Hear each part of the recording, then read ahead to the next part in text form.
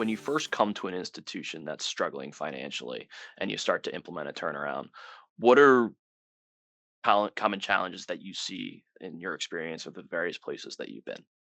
So, Brandon, what's really interesting, honestly, is the psychology that exists at the college, and really any company or institution for that matter that I initially walk into. It's morale.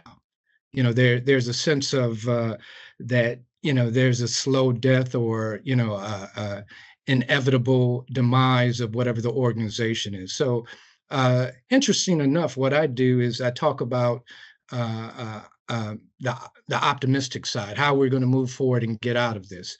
And I do have to evaluate the numbers and provide some level of road mapping, and it's full disclosure. So I talk to my business office team first, and then I start disseminating that information and sharing it across the campus community.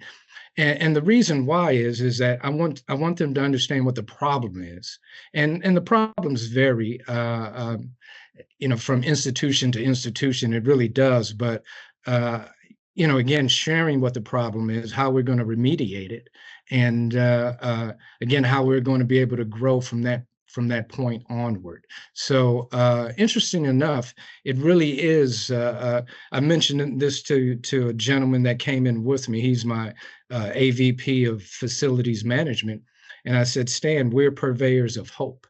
And he looked at me like, I lost my mind.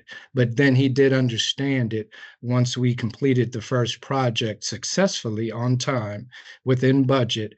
And from that point on, the floodgates opened in terms of people providing ideas on what the next project could be.